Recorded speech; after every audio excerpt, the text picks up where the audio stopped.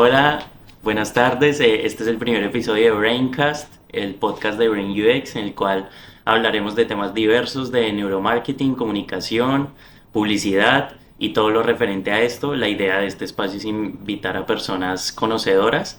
El día de hoy tenemos aquí a una científica investigadora como lo es María Dolores Brito.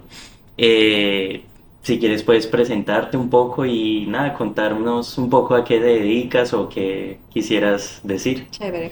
Bueno, primero agradecerles por tenerme aquí.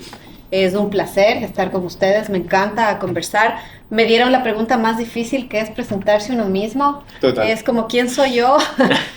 O sea, soy una mujer multifacética, hago ciencia, pero también trabajo mucho con la industria en diferentes áreas.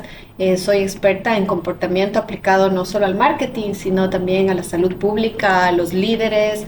Tengo más o menos unos 20 años ya trabajando dentro de este sector.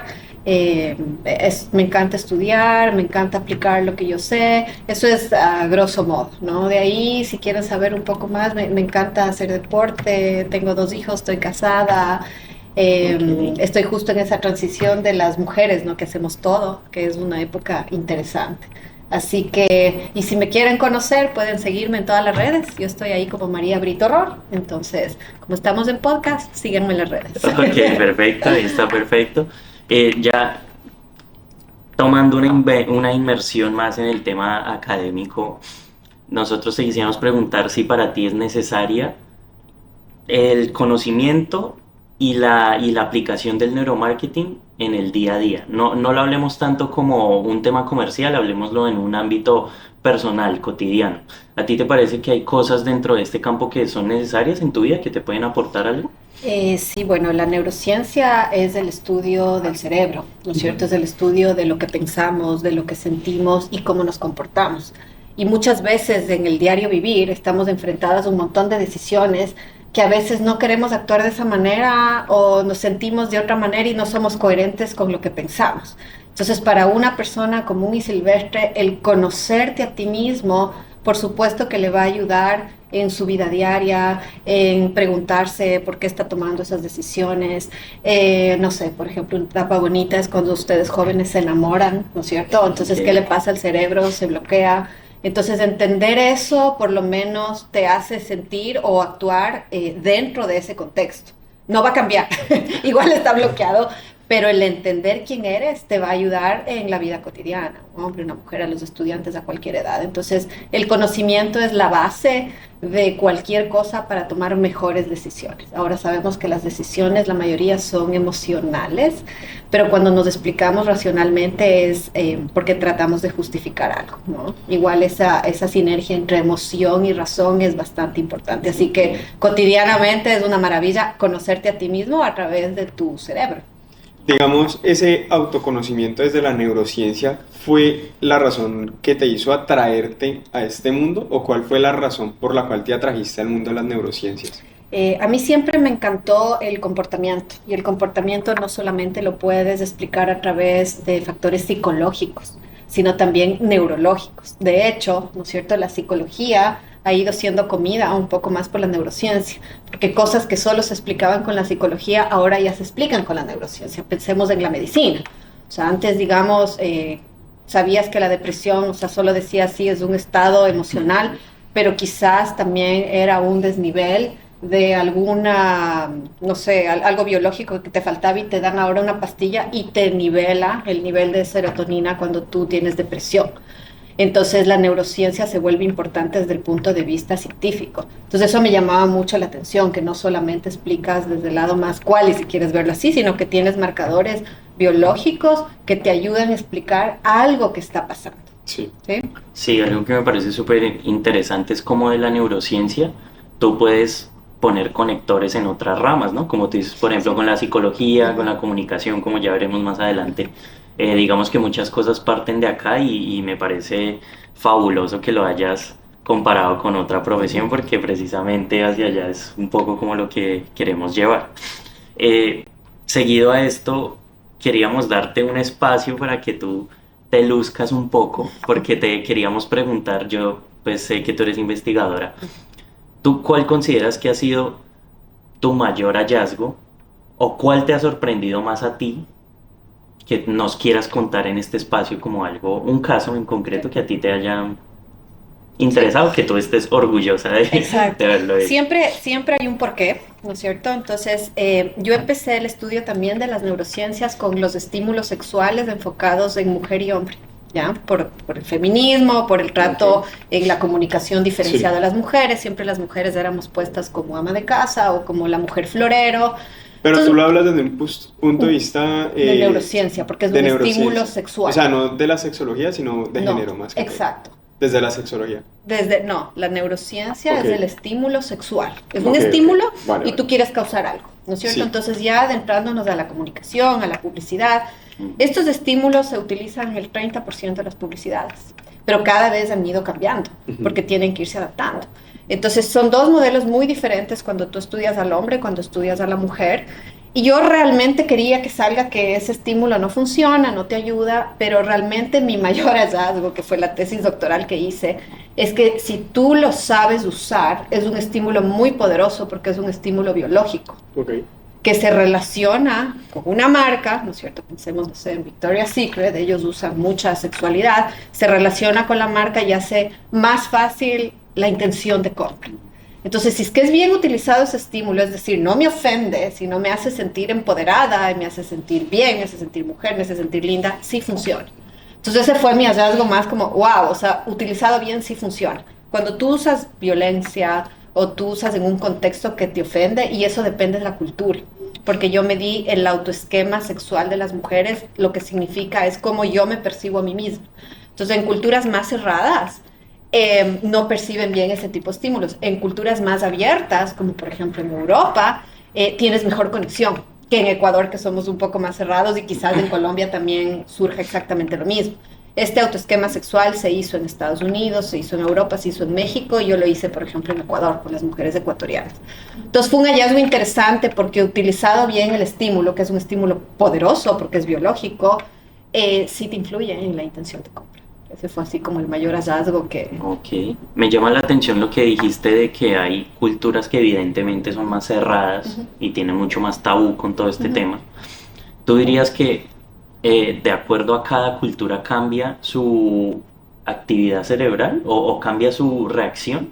Digamos, si ponemos aquí una persona, yo que sé, de origen asiático o árabe y ponemos un estadounidense, ¿crees que la actividad cerebral pueda cambiar?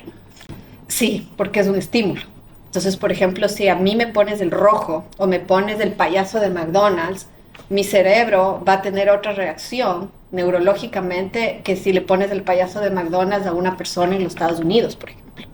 Entonces, a pesar de que puede ser el mismo estímulo, pero ya mi antecedente, que lo que se llama son mis creencias, ya hacen que se modifique. No es que el cerebro es diferente, sino que la reacción es diferente, ¿no es cierto? Ahora hablábamos, por ejemplo, de meditación. Entonces, la meditación, hay personas que tienen meditación activa y otros que el cerebro está en azul, o sea, que no tienen así, pero no quiere decir que no estén tranquilos, sino que son otro tipo de meditación. Pero los cerebros, ¿no es cierto? No es que son diferentes, sino la reacción es diferente. Claro, claro, están condicionados. Están condicionados por las creencias, por la actitud y todo el background que hay. Porque una de las cosas que también he aprendido es que no, claro, científicamente tratas de aislar todas las variables para ver cuál se mueve, pero el ser humano es complejo. Solo sé que nada sé, porque cada vez estudias más y ves que el comportamiento es muy complejo. Hay muchos modelos, por ejemplo, de comportamiento y no todos es 1, 2, 3, sino que a veces funciona, a veces no funciona. Yo trabajo mucho en el área de salud pública. Entonces todo el mundo se sabe que tiene que hacer deporte, que tiene que comer bien, que tiene que hacer ciertas cosas, pero ¿por qué no lo haces? Porque no es tan fácil. O sea, depende de tu actitud, depende de las creencias, depende de lo que tú creas, si eres capaz o no de hacer algo, eso va a influir en tu comportamiento. Entonces de ahí es donde empieza a modificarse la base.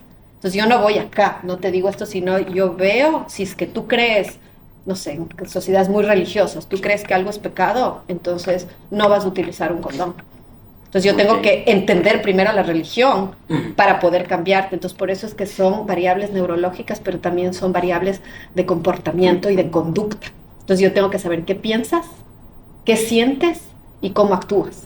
Por eso es que la observación también es bastante importante. Usualmente la metodología no es única, sino que tú complementas con otra y de ahí puedes sacar un resultado o una contribución, porque el ser humano es complejo, el comportamiento es complejo, ¿no? Y del cerebro sabemos casi nada. Ok, vale, gracias por aclararnos más esas cosas. Ya pasando a un tema más, digámoslo, laboral. eh, Hay un, digamos, no un mal concepto, pero hay un concepto generalizado que la neurociencia y el neuromarketing es de difícil aplicación en entornos laborales porque suena a algo muy, ¿cómo decirlo? Lejano. Muy poco asequible para las empresas. ¿Tú crees que es necesario contar con recursos de alta tecnología o con, yo qué sé, bastante presupuesto para poder aplicarlo en un entorno laboral y empresarial? Verás, como tienes diferentes aparatos, si es que vamos a la historia, quizás los aparatos antes eran más prohibitivos en precios, no se conocía mucho la tecnología, pero ahorita yo te diría que en precios son súper asequibles. Ahora, personalmente yo quería hacer mi investigación con resonancia magnética. Entonces, la resonancia magnética funcional era carísima. Y además, si es que tú lo haces, digamos, para un entorno de productos de consumo, casi, casi podría ser hasta no ético, ¿no? Es debatible. Entonces, puedes usar un EEG, puedes usar un eye tracking que no te cuesta mucho, ¿ya? Es más, yo utilicé los latidos del corazón. Los latidos del corazón, hay una universidad en los Estados Unidos que hace estudios, ¿no es cierto? Monitorea a las personas que tienen problemas del corazón a través de una aplicación. Y tú solamente poniendo aquí en el dedo, ¿no es cierto?, la luz, puedo yo monitorearte los cambios de latidos del corazón y también el número de latidos del corazón. Y eso ya es un biomarcador, ¿no es cierto? Ponte el galvanómetro, que es el famoso detector de mentiras, ¿no? El que sudas y cosas así. Entonces, eso es súper asequible. Sino que, claro, cuando tú oyes, ¿no?, neurociencias, quizás la gente se asusta un poco. Aquí veo que está un poco más desarrollado. En Ecuador todavía estamos desarrollando. Yo trabajo en el laboratorio como neurocoach, pero es las neurociencias aplicadas al liderazgo. Entonces tenemos en el salón a dos ejecutivos, ¿no es cierto?, que hacen un roleplay y tenemos a una actriz. Ok. Entonces la actriz, ¿no es cierto?, les hace comportarse de cierta manera. Nosotros observamos atrás de la cámara de Gesell, pero también tiene un EEG aquí. Entonces vamos viendo si es coherente con lo que dice, lo que hace, y vamos viendo la actividad. Y después, claro, es el reporteo y todo. Pero estos ejecutivos empezamos el laboratorio hace pocos meses. El de aplicado al liderazgo, neurociencias aplicadas al liderazgo. Entonces, poco a poco hemos ido entrando a las empresas y se quedan contentos. ¿Por qué? Porque medimos un antes, pasan por un entrenamiento y medimos un después. Y aquí puedes ver una mejora, ¿no es cierto? Ahora hablábamos de meditación. Puedes ver una mejora en sus técnicas de meditación, puedes ver una mejora en cómo ellos son buenos líderes. Los líderes antiguos usualmente no consideran las emociones, o sea, piensan que tienes que ser un poquito más robótico. Los más nuevos sí saben que hay que ser empáticos, sí saben que tú tienes que validar las emociones y de ahí tomas todas las decisiones que tienes que tomar en tiempo, con agenda y tomando en cuenta las variables de los líderes que quieren obtener sus objetivos, pero no desvalidas las emociones. Antiguamente quizás no importaba, ¿no? Cómo te estabas tú sintiendo, ahora sí importa. Digamos, una pregunta ahora con lo que acabamos de tomar el tema de que muchas veces en el entorno empresarial los empleados, los directivos, muchas veces son ajenos o lejanos al tema de las neurociencias aplicadas a su entorno laboral o a su industria, ¿cierto? Digamos, yo vengo de trabajar de agencias creativas, ¿sí? Hace poco, yo creo que por ahí hace unos 10 años máximo, se ha venido trabajando la creatividad junto al Big Data y el Small Data, ¿sí? Que es lo que traen las personas de planeación a los creativos para montar las campañas, porque antes solamente era netamente algo creativo, sin datos, solamente la perspicacia del creativo, ¿cierto? Pero ahora digamos que se está expandiendo el neuromarketing.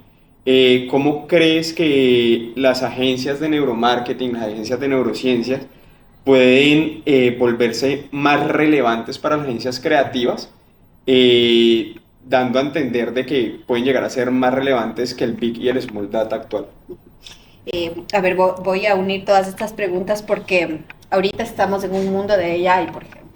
Entonces, el marketing, el neuromarketing, la publicidad, uno tiene que automatizarse lo que hay que automatizar. Después tiene que ser esto data driven, o sea, tienes que ver los datos, ¿no es cierto? Y después tienes que ser creativo, estratégico. Entonces, ahí esto solamente son tools. Son, por ejemplo, si yo puedo saber que la gente, tengo este anuncio, me está viendo acá, y yo quiero que lo principal sea mirar acá, me está dando información rápida. Quizás la barrera más grande que yo veo es que no tienen acceso al aparato ese rato. Entonces uno toma decisiones más rápidas. Dices, mira, muévele esto y estás viendo que con ese movimiento, sin hacer nada de neurociencia todavía, tienes más clics en este lado acá o tienes más ventas. Ahora, si tú llegas a demostrarle, ¿no es cierto?, que cambiando el user experience tanto a nivel web, pero acuérdense que es multicanal, la sinergia entre los canales es la que tiene mejores resultados, no es un solo canal. Ahorita es digital, redes sociales, website, pero también es la tienda, digamos, de cemento y ladrillo. Si tú unes todo eso, ¿no es cierto?, no solo con estrategias de neuromarketing, sino con todas estas herramientas que hemos estado hablando, tú puedes potenciar ese canal. Pero obviamente estas tres cosas que les digo, que ya tenemos que automatizar, lo que hay que automatizar, toda la data está ahí, tenemos Big Data, entonces tenemos que unir este mundo del cerebro, del conocimiento, de AI, hay un montón de cosas que AI mismo ya te va poniendo. El AI más desarrollado ahorita es en los chats, por ejemplo. Ya los chats cada vez se sienten más humanos, pero son procesos automatizados. Y de ahí otros procesos que todavía necesitan ser desarrollados. Yo tenía una pregunta que la iba a decir un poco más adelante, pero ya que tú Ya. tocaste el tema, vamos a conectarlo. Y es que te quería preguntar sobre pues, tu opinión de acuerdo a la inteligencia artificial, teniendo en cuenta que ya pues, creo que progresivamente está rompiendo límites pues, de manera abrumadora, ¿no? Hoy encontramos chats, mañana encontramos voces, pasado mañana encontramos, yo qué sé, diseños gráficos, análisis de datos, como lo has dicho. ¿Tú crees que la incursión de la inteligencia artificial está bien, debería parar, va a tomar un papel importante de aquí en adelante o qué opinión tienes en general sobre la CIA? Verás, bueno, si está bien o está mal, o sea, no debatiría, sino que está ahí. Entonces, si es que está ahí, es mejor conocerla que no conocerla. Y además yo siempre le veo al ser humano en el centro y todas las herramientas, si es que mejoran la vida del ser humano, tienen que ser tomadas. Si es que empeoran la vida, hay que ponernos a pensar. Pero si es que yo tengo un montón de cosas que me automatizan, ¿sí? Todo lo que puedo automatizar, yo soy de la política que automatice y a mí me queda tiempo para ser creativo, para desarrollar otras cosas o para también tener tiempo como ser humano. O sea, ¿quién sabe si en el futuro vamos a trabajar menos horas? ¿Quién sabe si en el futuro, pero va a venir una convulsión, Una ¿sí? Porque revolución. los que no sepan AI probablemente sí sean los que se quedan sin trabajo. Estamos hablando de sueldos universales, por ejemplo. Quizás los gobiernos tengan que darte un sueldo mínimo para que puedas subsistir, pero de que eso está ahí, está. Exacto. Nos dé miedo, no nos dé miedo, nos guste, no nos guste. Por lo tanto, claro, el consejo es metámonos, entendamos qué es esto, no solamente en la publicidad, sino que hay industrias, yo no sé si han visto este corto que se hizo, una película, es un corto. Todavía se ve rara, ¿ya? Pero está hecho 100% en AI. Los actores, las voces. O sea, es increíble que te da hasta un poco de miedo, ¿no? Sí. Pero no está perfecto, pero esto está avanzando aceleradamente. Hay una periodista que hizo, les va a contar esta historia, o sea, ella hace una prueba, ¿no es cierto? Y se hace ella un avatar, se hace con su voz, le filman, ¿no? O sea, un poco más avanzado que las aplicaciones que tenemos gratuitas, y hace un testeo. Entonces, el testeo que pasa 100% es el de la voz. No les hace a los amigos, les hace a los colegas, pero todavía el del rostro, como que le sienten un poquito raro. Sino que estas herramientas, yo misma me metí a hacer para ver, pones una foto, ¿no? Pones una voz, en 2 minutos tú tienes un video perfecto diciendo lo que tú quieres que diga ese robot y le puedes poner tu propia voz. Entonces imagínate lo que viene. O sea, viene una revolución súper fuerte. Sí, puede haber problemas éticos, como todo necesita regularizarse, pero en general todo lo nuevo ha sido así. O sea, no hay que tenerle miedo, hay que tener reglas, pero hay que estar. hay que estar, no podemos parar, ¿no? Y este debate es mundial. Y no solo afecta a esta industria, sino a todos. Pensemos en la salud. O sea, la salud. O sea, ¿en quién confío más? Hay un estudio, por ejemplo, dice, ¿usted confiaría que un doctor AI le atienda solo a usted? Entonces un montón de personas dicen no. O sea, si quisiera que esté ahí un humano, pero que le ayude el AI. Un abogado, un profesor, ¿no es cierto? Entonces son cosas para debatir, pero es una chévere pregunta, porque es lo que todo el mundo está hablando ahorita. Claro. Yo Sí, tengo un claro. amigo que trabaja en Microsoft toda la vida en tecnología. Me dice, Dolo, dice, las empresas me dicen, hagamos algo con AI. Quieren hacer, pero no saben qué. Entonces nadie sabe exactamente qué es lo que puede hacer y hay cosas que ya estamos utilizando sin saberlo. Pero Ok. se viene, ¿no? Sí, total. Lo que tú dices es muy importante porque hay que ver la inteligencia artificial como una herramienta, pero no como un ser, porque mucha gente tiene conflicto con que mi profesión la puede reemplazar una inteligencia artificial. Tengo recelo por eso, porque la cultura popular se ha encargado de generarnos miedo por medio de esta tecnología. Entonces es súper importante verla como una herramienta de conocimiento, de expansión de la creatividad humana y no verla como un limitante para nosotros. Yo creo que eso es como una conclusión y algo muy importante que tú dices con respecto a ese tema. Y yo, pues enlazándolo también con el tema de las inteligencias artificiales, te preguntaría de aquí a 20 años, ¿cómo ves el mundo? Te diría el neuromarketing, pero te voy a decir el marketing en general porque nosotros sabemos que en pocos años, por lo menos yo diría, esto va a ser algo, eh, ¿cómo decirlo? Va a estar unido. Ya no vamos a hablar de dos campos diferentes, sino que va a ser necesario. Pero tú, ¿cómo ves el futuro del marketing y el neuromarketing de aquí a 20 años? Van a haber nuevas tecnologías que vuelvan aún más fácil el uso de estas. Se va a volver necesario o va a seguir siendo algo como un lujo dentro del mundo de la publicidad y la comunicación. A ver, bueno, nunca me he puesto a pensar en 20 años porque es bastante esa ventana. Pensemos nosotros hace 20 años atrás, no hace 20 años adelante, o sea, no existían puestos como de community manager, como el que te maneja el SEO del website, y hay cosas nuevas que no nos hubiéramos imaginado, no sé, los influencers, ¿no es cierto? Que Claro. ganan muy bien, hay otros son famosos. Entonces, quizás en 20 años, si es que me pongo a pensar, yo creo que el trabajo capaz que es más multidisciplina, porque como tú te das cuenta, no es que estamos encerrados en un conocimiento, sino que adquirimos conocimiento para aplicarlo a algo específico. Entonces, quizás los profesionales estén más proyectados a cumplir con un objetivo y se empiezan a preparar en diferentes áreas. Entonces, en consultoría, por ejemplo, se trabaja con antropólogos, se trabaja con médicos, depende del sector que tú estés. Y cada vez más, por ejemplo, el que trabaja en marketing digital, yo trabajé muchos años en marketing digital, tienes que aprender muchas cosas de sistemas, tienes que aprender muchas cosas de IT, tienes que hablar su vocabulario, porque si no, no se entiende. Entonces, quizás en 20 años tengamos más multidisciplina y más sinergia en distintas profesiones, y capaz que ya no existen las profesiones como conocemos ahorita. Y capaz que si es que tú te graduaste hace 20 años y no tienes educación continua, o sea, no aprendes siempre, estás obsoleto absolutamente.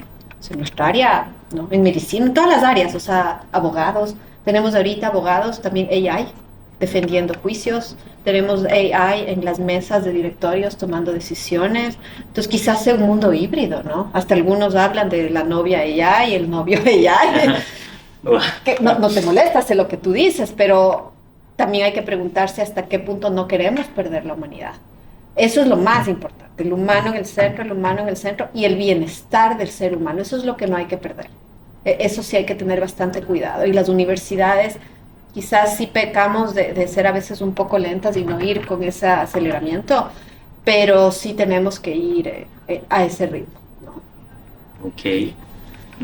La siguiente pregunta, a lo largo de la charla tú lo has ido contestando, prácticamente hay que leerlo un poco entre líneas, pero igual es un tema que por lo menos para mí y un poco para Nicolás, me imagino que también que somos más del rol creativo y estratégico, nos genera un poco de conflicto y es que cómo se puede vincular la ciencia, en este caso la neurociencia, con la comunicación, porque estamos hablando de una ciencia exacta, científica como tal, y la comunicación, que es un campo supremamente amplio, sometido a variables humanas, sociales, antropológicas, todo esto.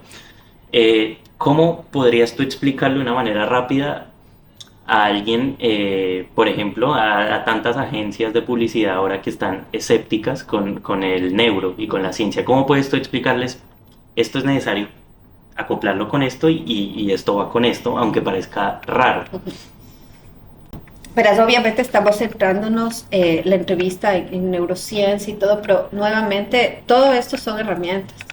Entonces, los últimos 6 meses yo trabajé en 3 campañas específicas, ahora que hablamos de AI, Okay. ¿no es cierto? ChatGPT.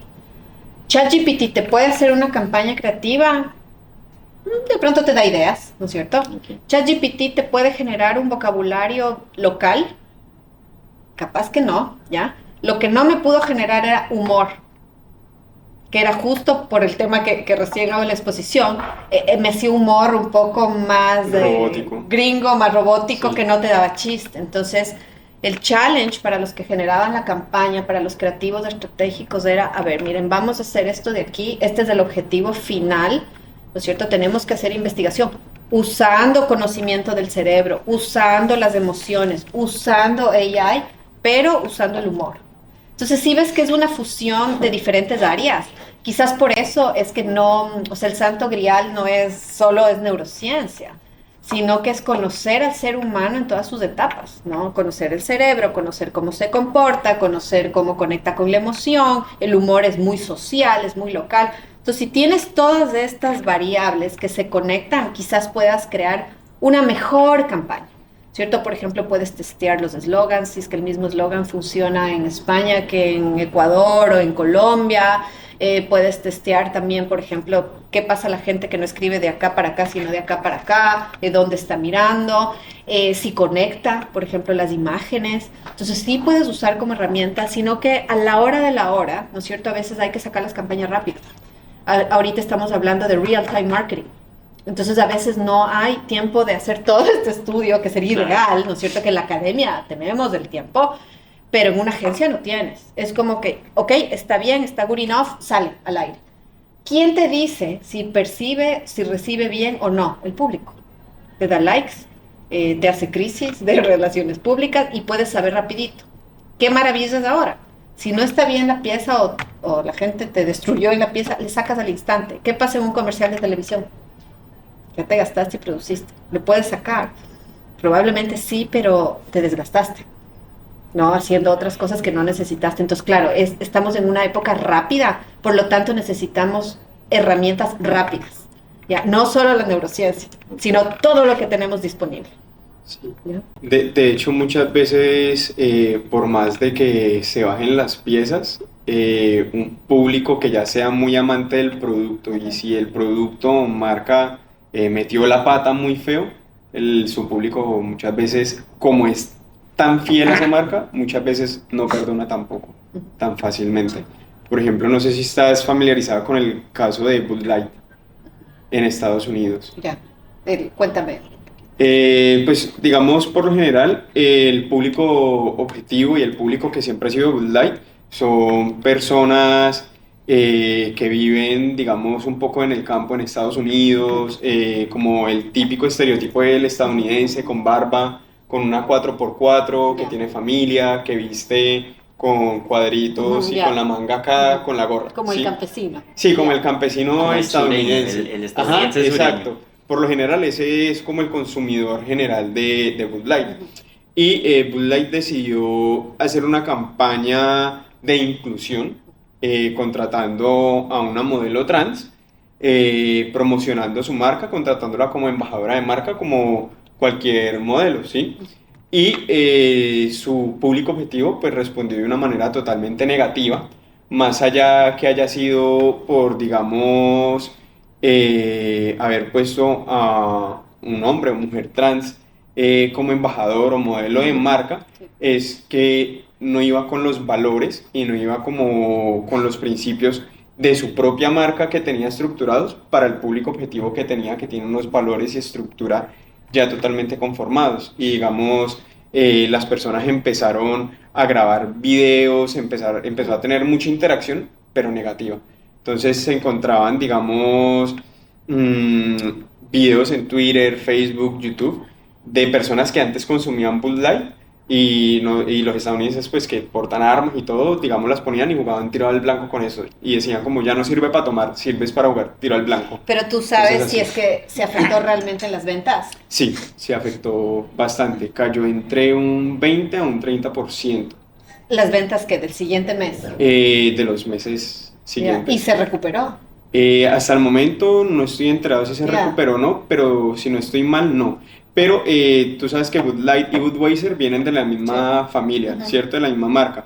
Y en respuesta a eso lo que hicieron fue sacar una campaña con Budweiser, eh, mostrando al sureño, al estadounidense, con su camioneta, llegando al bar, llegando sudando de trabajar, de poner leña en el Ujú. camión, con su familia, con su bandera, súper orgulloso, pero igualmente criticaron es que se me olvidó el nombre de la marca Sí. madre, Ujú. criticaron a la marca madre Chapman por Mills. hipocresía. Ajá. Ah. Porque, por un lado, muestran al hombre fuerte, estadounidense y no sé qué, pero por el otro lado mostraban como todo lo contrario. Sí. Entonces estaban como diciendo a qué juegas.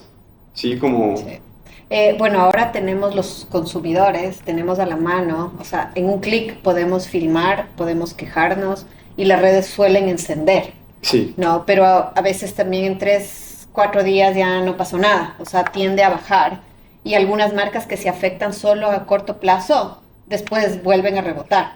Entonces, tiene que haber casos así específicos, pero en ese caso, ves, tienes que tomar en cuenta la diversidad, tienes que tomar en cuenta las creencias que tiene, quién es el target, pero sí va a haber gente que salte. O sea, ahorita estamos en esta época, sí. que si me viene un pelo en la comida y yo le filmo y le tagueo al restaurante que es, le podría afectar o no. Justo eso hablábamos ahora, que a veces se entera cierta parte de la población, pero no se hace tanto el incendio y las marcas suelen mandar un comunicado y ahí sí se enteran. Entonces a veces se usan estrategias de extinción, que es espero, a ver cómo funciona, no hago nada. En comportamiento es de extinción, o sea, no haces nada. Y después ya al cuarto, quinto día ya se olvidó y vuelve de nuevo. No, Twitter, por ejemplo, la gente Sí, pelea exacto. bastante en Twitter, la dinámica en TikTok es diferente, la dinámica en Instagram es diferente. 60% del planeta está usando redes sociales, entonces eso quiere decir que es un canal muy fuerte, especialmente en generación Z, millennials. Entonces todos esos ingredientes, digamos, que le pones en el pastel, tienes que tomarlo en cuenta. Por eso es que yo hablo mucho de la multidisciplina. O sea, ahora es bastante difícil saber todo. Sí, total. Entonces trabajas en multidisciplina, en estos proyectos, como les digo, que tienes antropólogos, tienes economistas, tienes incluso el médico, que estás creando toda esta campaña, que tiene que ser creativa, pero también tiene que ser efectiva, tiene que ser estratégica, tiene que cumplir el objetivo, no solamente ganarte el premio porque tuvo la mejor creatividad, sino ganarte el premio porque obtuviste lo que quisiste. ¿Ya? Quisiste bajar el porcentaje de alcoholismo, quisiste bajar el porcentaje de accidentes, quisiste mejorar la alimentación. ¿Lo lograste o no? Y a veces una pieza tan simple lo puede lograr. O ahora hablábamos del mercado de 16.8 millones de dólares, que es el mercado de los influencers. Y está proyectado a crecer. Es un mercado que no existía. Y ahora ya está ahí, es como una revista, es otro canal más. Entonces ellos llegan porque conectan con cierto público y hay gente que lo escucha, pero también vienen las leyes, como hablábamos de las leyes, por ejemplo en la China, si tú das consejos relacionados con la medicina, tienes que ser profesional en medicina, si no te metes en líos legales. Y quizás los otros países empiecen a copiar o no, o digan, cualquiera puede decir lo que pueda decir. Imagínate la gente jovencita, si es que oye algún consejo que no... A veces los influencers dan consejos de nutrición y ni siquiera estudiaron nutrición. Pueden dar buenos consejos, pero también pueden dar malos consejos. Entonces, la talla, la flacura, los ejercicios. Entonces, estamos en una época que tenemos acceso a toda la tecnología, ¿sí? Y yo soy de la política de que es mejor conocer que desconocer para saber manejar esa herramienta, ¿no? Igual para los padres, por ejemplo. Los padres cuando tienen sus hijos, es mejor estar en este mundo, es mejor entender para poderles guiar. Porque si tú no sabes, ¿cómo les puedes guiar? Total. Ok. De acuerdo a lo que dijiste, te iba a preguntar algo con respecto a estos famosos influencers. ¿Tú crees que es un fenómeno, cómo decirlo, pasajero? ¿O crees que es una tendencia que está para quedarse? Porque estamos viendo en un caso excepcional que yo creo que comparable con algo así como lo que pasó hace 100 años con las grandes estrellas de cine como Charles Chaplin y todos estos, que era algo que no existía, como es el cine. Irrumpió y ya fue algo que hasta día de hoy conocemos a estrellas de cine, las seguimos y todo esto. ¿Crees que los influencers van por ese camino de consolidarse en el medio digital y en el mundo mediático a largo plazo, o crees que es algo que va a acabar? Verás, ahora les decimos influencers, ¿ya? Aquí. Y sobre todo surgió ese nombre en Instagram. Si vamos al pasado, son líderes de opinión. O sea, esa es una estrategia antiquísima. Sino que antes, digamos, solamente los famosos o solamente los que tenían entrada con grandes firmas a la televisión llegaban a ser conocidos. Pero ahora en este momento estamos haciendo un podcast, ¿no es cierto? No necesitamos nada más que una cámara, el conocimiento, listo. Antes no era tan fácil.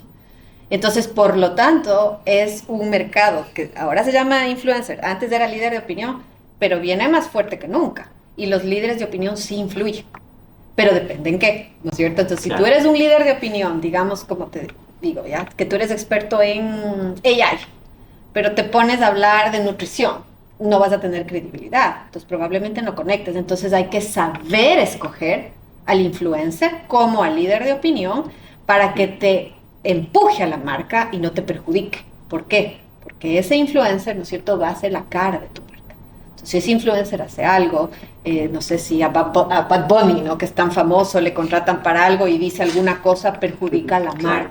Entonces, cuando uno elige a los influencers, igualito, hay que escoger si es que va de acuerdo con la personalidad de tu marca y se empuja, se impulsa, ¿sí? No al contrario. Ahora está de moda también los nano-influencers, que son estas personas que no tienen tantos seguidores, pero sí influyen, o sea, sí tienen interacciones. Son muy de nicho. Exacto, y eso no existía antes. O sea, tú puedes tener a la persona que es influencer dentro de un barrio específico que yo quiero llegarle con un producto. Y a esta persona le van a escuchar, ¿no? Más que verse el comercial. Ahora acordémonos que estamos multipantalla. O sea, estamos en el celular, estamos en la computadora y está prendida la televisión. Entonces la atención cada vez baja más. Y si no hago algo diferente para llamar la atención, es el primer paso recién para lograr la compra. Atender, pero de ahí tienes que causar interés, tienes que causar deseo y recién ahí la intención de compra sube y ojalá que te compre, ¿no? Total, de hecho el tema de los influencers, si mal no tengo entendido, empezó con los políticos. Las marcas utilizaban a los grandes políticos para poder llegar al público que querían. A la masa, Sí, la masa. Y tienen que saber conectar, porque no todo el mundo tiene esa conexión. Y hay diferentes personalidades. O sea, no necesariamente son charming, o sea, hay hasta algunos que son así medios gruñones, pero conectan. Sí. No, hay gente que ha estudiado cine, pero está haciendo influencers, porque están metiéndose en las marcas. Entonces es bastante interesante. 16.8 billones de dólares en ese mercado de influencers es para pensarlo, ¿no? Claro, es para tenerlo Es en una cuenta. profesión. Sí, bastante. Metiéndonos en un tema un poco más moral, te voy a hacer dos preguntas así rápidas. La primera es que estamos como lo dijo Nicolás, estamos en un momento en el que las marcas tienen que tener mucho cuidado con lo que dicen, con lo que hacen. Hay muchas organizaciones, muchos sindicatos y muchos sectores que están al pendiente de todos estos casos. ¿Tú crees que tanta, digámoslo, restricción o tanto parámetro en cuanto a la comunicación puede llegar a afectar en la creatividad, en la irrupción de la comunicación por parte de las marcas? ¿Que la innovación se va a ver frenada por este nuevo movimiento de lo, entre comillas, políticamente correcto? ¿O crees que es algo que las marcas pueden llegar a manejar? Siempre vas a tener restricciones y eso te obliga a que seas más creativo. A ver cómo lo sacas de alguna manera y cómo conectas con el público. Pero claro, es obvio que si tienes ciertas restricciones dices, no puedo ir por acá, pero sí puedes ir por acá. Entonces, si a la vez tienes políticas, espero que sean buenas políticas como las que les digo. O sea, que alguien que no tenga idea de salud, capaz que no pueda decir nada de salud o la protección a los niños, Pero siempre hay maneras de utilizar la creatividad. Es más, te pone más reto. Que ante todo esto que te dicen no puedo hacer, te ponen más reto. Digamos, tabaco, alcohol, no puedes salir en la televisión o ya no puedes salir en vallas, así. ¿Cómo hago para promocionar eso? ¿Ya? De ahí que yo quiera promocionar eso no, es diferente, pero siempre se encuentra una vía. Hay que buscar dónde está el consumidor y yo estar ahí. Entonces, a pesar de que pueda tener todas las restricciones del mundo, siempre se puede ser innovador. Es más reto, pero sí se puede ser innovador. Ok, perfecto. Y la otra pregunta, en cuanto a un tema moral y ético, digámoslo, es sobre el papel de la mujer en el mundo de la publicidad y el marketing. Yo sé que tú has tocado esos temas y es algo que de aquí a 20 años, yo soy muy joven, pero yo recuerdo que la publicidad en cuanto a productos de aseo del hogar y todo este campo hace pocos años era algo, o sea, que uno lo ve ahora y uno dice, uy, o sea, no había caído en cuenta de esto. O sea, que es algo que va en constante cambio. ¿Tú cómo ves el papel de la mujer en esto a futuro? A ver, existe una medición, un índice que es de la Gender Index, o sea, este índice de género, ¿ya? No hay igualdad, no existe todavía igualdad. Faltan más de 100 años para que se cierre esa brecha. Entonces es algo real, no es algo inventado, ¿ya? Obviamente ahora hemos progresado un poquito más. En la pandemia se retrocedió. ¿Qué miden en igualdad? ¿No es cierto? La parte económica, salarios, miden educación, miden salud y política. Y lo peor que estamos es en política. Casi no tenemos representación. La pregunta es, ¿por qué de pronto no queremos o de pronto hay muchas restricciones? Entonces eso es un hecho. En cuanto a la publicidad, ese es mi tema de especialidad que he trabajado unos 10, 15 años, sí ha ido mejorando. O sea, de esta mujer florero, de esta mujer, digamos que solamente le vende productos de aseo, ha mejorado, pero no 100%. Y ahí les voy a contar una historia. 2019, un poco antes de la pandemia, estaba corriendo una maratón, ¿ya? Maratón, fuerte. Okay. El auspiciante principal era una marca de cloro, ¿no? Si es cloro, ¿no? O sea, aquí, y se llama Clorox. Y Sí. después Sí, me van a Colombia demandar. también está. Cuando yo llegué a la meta, ¿ya? Solo a las mujeres nos daban el producto de cloro, no a los hombres. Entiendo si es un producto femenino, ¿ya? O sea, como una toalla sanitaria que solo usas tú. Pero Clorox, eso es un limpiador que podían dar. Y a pesar de todo lo que ya hemos ido avanzando, fíjate que hay esa diferencia. Tienes publicidades que yo tengo ahí, 2017, 2018, que, por ejemplo, dice, yo decido los muebles y él paga. No te hablo de hace 10, 20 años, te hablo de 2017, 2018. O regala a la mamá lo que ella siempre ha soñado. Cocina, refrigerador. Todavía las cuñas publicitarias hoy es así. Aquí en España es un poco más duro. O sea, yo creo que las mujeres se levantan un poquito más. Entonces el proceso todavía es lento. Pero nosotras, ¿sí? Y también los chicos y todos los seres humanos sin denominación de género, todos tienen que empujar, porque todos perdemos. No solamente las mujeres, sino perdemos todo. O sea, yo creo en el derecho universal del ser humano de la igualdad, independientemente de cómo se identifique. Pero cuando se miden estas brechas de género, existe. O sea, es real que a mí como mujer me pagan menos que a un hombre. No es mi percepción, no es mi imaginación, hay estudios. ¿Qué hacemos para acelerar? Para no esperar 150 años. Ahí están las leyes. Aceleras. Por ejemplo, en el Ecuador, los equipos de profesionales de fútbol masculino, para poder jugar, necesitan su fútbol femenino, su equipo de fútbol femenino. Entonces tienes hombre y mujer, pero esto es ley. Entonces todos los equipos empezaron a buscar la coteja. ¿Y qué quiere decir ser profesional? Ellos juegan pagados y ellas no jugaban pagadas, tenían que tener otro trabajo, ahora ya son pagadas. Entonces fíjate que esa ley ayuda, ¿no es cierto?, a acelerar un proceso. O sea, no solo nos quedamos y sentados viendo qué pasa. La pandemia desaceleró y la pandemia hizo que de nuevo se vuelva a abrir ese gap. Entonces, el rol de los seres humanos es súper importante y no solamente la mujer, sino que hay un montón de discriminación en diferentes grupos, digamos, ¿no? Incluso si eres joven, no consigues trabajo porque es muy joven. Si eres viejo, no consigues trabajo porque es muy viejo, ¿no es cierto? O cierta cultura.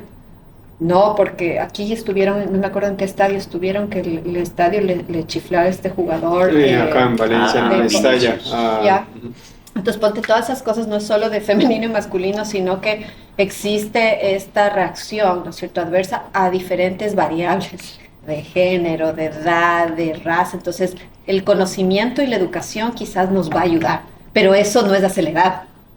Las leyes sí son aceleradas. Te guste o no te guste, a ver, me tienes que demostrar que los dos ganan igual, o todos ganan igual en ese puesto de ahí.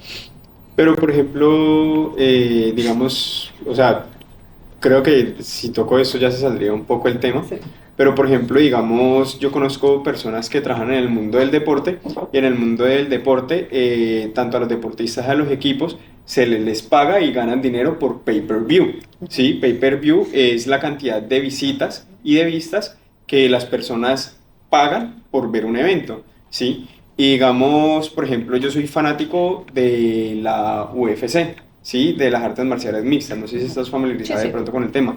Y digamos, un ícono enorme de las MMA es Conor McGregor, ¿sí? De amores y odios porque es una persona súper irreverente y la gente pagaba para irlo a ver, tanto online como offline, o sea, en presencial, pero estaban dispuestos a pagar, ¿sí?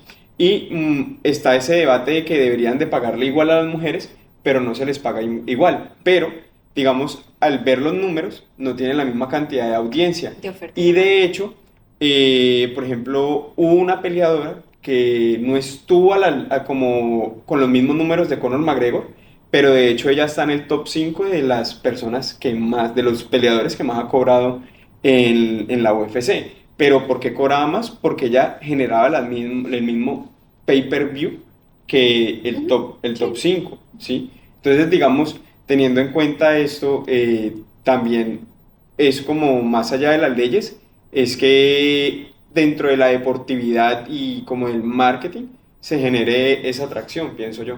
Sí, sí, yo estoy en completo acuerdo contigo, porque claro, o sea, es oferta y demanda. Si yo tengo un estadio repleto, digamos, del fútbol de varones, me va a traer más ingreso, que el fútbol de mujeres nunca está repleto. Yo soy miembro del directorio del equipo de fútbol de hombres y mujeres de mi universidad. Ujú.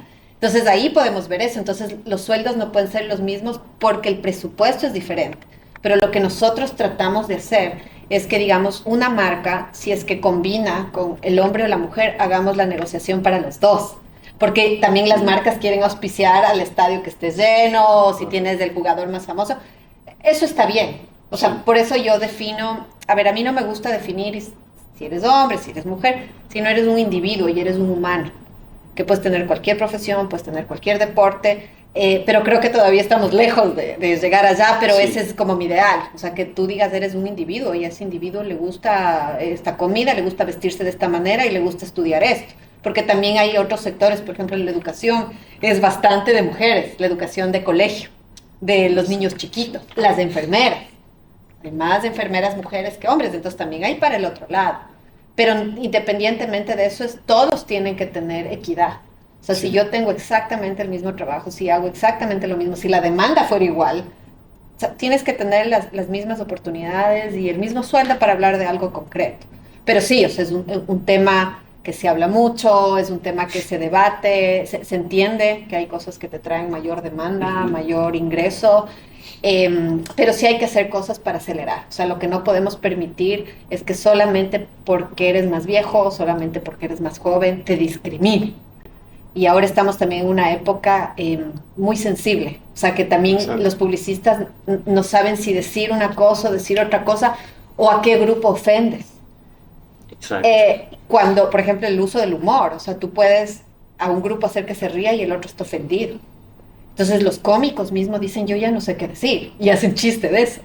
Dice, porque si digo esto me dicen esto, si digo esto otro me dicen así. Entonces estamos entrando, digamos, en esta época un poquito más sensible, pero puede ser una época casi natural, ¿no? Que para igualarnos. Es bastante complejo. Ahora con las chicas estábamos justo conversando que todas son profesionales. Están trabajando, pero tienen hijos y son de otras nacionalidades, ¿no? Y todas compartimos un mismo sentir, que es una transición, ¿no es cierto? Que si eres madre, si eres la casa, todo. Y es interesante porque eso pasa multiculturalmente, pero algo tiene que moverse para que se acelere. O sea, no esperar sentados, ¿ya? Y la publicidad tiene bastante rol en eso, porque lo que tú ves también puedes modelar. Sí. ¿No es cierto? O sea, si a mí me das el Clorox, ¿no es cierto? Eso estás modelando, quizás alguien dio esa orden, pero la persona puede decir no a los dos, o sea, no podemos discriminar. Entonces, es bien interesante los temas y las preguntas que he tenido preparadas. Gracias. No, y justo eso lo que tú dices, porque por ejemplo, ahora se me viene a la mente el caso del Fútbol Club Barcelona, que precisamente es un club de los más grandes del mundo español.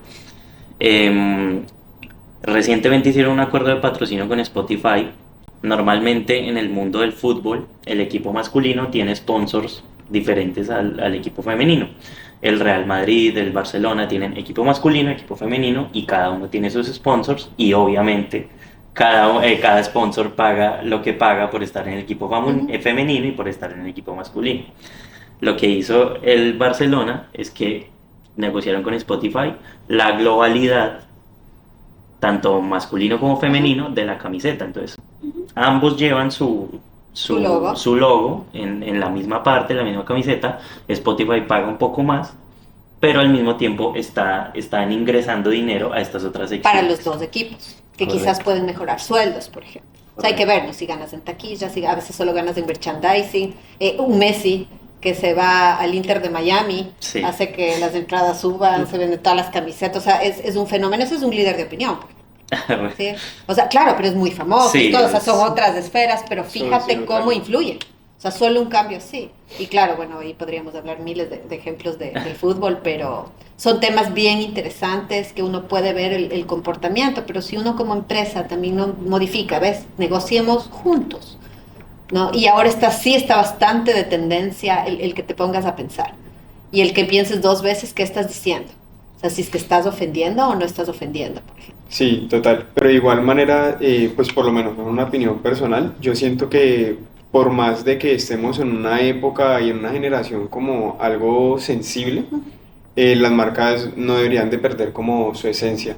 Porque en varios casos se han visto que las marcas al perder su esencia también terminan pagando los platos rotos. Pues un ejemplo cortico, digamos en Colombia, no sé si tú llegaste a escuchar de de una golosina que es cubierta de chocolate con galleta y por dentro es como masmelo, no sé si sabes qué es masmelo, ¿sí? Sí, lo mismo. Ah, vale, perfecto. Y se llamaba Beso de Negra, ¿sí? Sí. Digamos ¿sí la conoces? Sí. Sí, bueno, Tenemos perfecto. nosotros también. Sí, vale. Es deliciosa. Yo por lo menos era amante de esa marca y muchos conocidos también. Pero por el cambio que se empezó a dar, por el empoderamiento de la raza negra, de color y demás, si no estoy mal, desde marketing tomaron la decisión de cambiarle el nombre al producto y de Beso de Negra lo pasaron a llamar Besos de Amor. Y de hecho mucha gente, incluso mujeres de color, se quejaron por el cambio. Ah, sí. Porque se lo veían desde una manera que era como empoderamiento, ¿sí? Porque, como por decirlo así, obviamente desde un punto de vista algo como del ego, dicen como un beso de negra, pues es un beso bueno, ¿sí? Nadie va a querer decir que el beso de uno es malo. Claro, ¿sí? no se sentían ofendidas. Ajá, exacto. Y en ningún momento lo tomaban como algo de denigración. Y después de ese cambio, la marca tuvo durante mucho tiempo y creo que todavía no han vuelto a tener las ventas que tenían antes. O sea, sí les afectó. Claro, o sea, Sí. ponte ahí o sea, para cambiar un nombre a una marca tan clásica, o sea, yo me imagino que se habrán hecho algún estudio o que no solamente se le ocurrió si cambiemos. Y eso pasa en los estímulos que les decía sexuales Sí, en sí, las sí. mujeres, porque hay las olas del feminismo. Entonces, claro, la primera ola, la más importante, o sea, imagínate, la mujer no votaba, la mujer no tenía un montón de derechos que uno ahora dice, ¿cómo? ¿No? Ya, segunda ola era esto, me siento ofendida. ¿Por qué me usan como mujer florera? Y la tercera ola, que es la que está, yo me imagino que estará en Europa también, en Estados Unidos, si hay evidencia científica de eso, es la mujer empoderada. O sea, su sexualidad la empodera, no la ofende. Se viste como quiera, si quiere se pone la falda, o sea, la empodera. Entonces es interesante porque son olas que Sí. va cambiando. Entonces quizás empiece después, ¿no? Porque a veces regresan los ciclos, pero esto que tú dices son olas, ¿no? Y hay que verlo muy bien. Por ejemplo, los alimentos. Antes era cualquier alimento, ahora en los alimentos se ve la funcionalidad. O sea, qué función tiene. Ya no solamente es del caramelito, así, sino qué función tiene. Entonces, claro, en los dulces es como, bueno, sí, la felicidad, alguna cosa así, pero en verdad no es nutrición. Entonces estamos en otra época, estamos en una época que la gente ya se empieza a preocupar a qué come, si tiene buena calidad, y las marcas también, o sea, tienen que ir con esa tendencia. Entonces, igualito que el marketing, el posicionamiento, hasta la modificación del producto, tiene que ir con esa tendencia. Cambian los empaques, ahora los empaques son más cafecitos, son más sostenibles, son más ecológicos, y hay que ir. La clave es adaptarse, ¿no es cierto? O sea, no gana ni el más inteligente ni el más rápido, sino el que se sabe adaptar, si no mueres. Y eso lo aprendimos en la pandemia, no hay que olvidarse. Sí, demasiado evidente. Fue un cambio radical en todo sentido. Bueno, vamos a hacer un par de preguntas ya un poco más relajadas, un poco más alejadas del ámbito científico, cultural. Bueno, cultural sí son, evidentemente. La primera es un poco hablando lo que Nicolás decía de la esencia de la marca. Comprendiendo, hagamos un caso hipotético en que las marcas sean personas. Bien. Para ti, ¿cuál sería la persona o la marca confiable? ¿Cuál sería la divertida?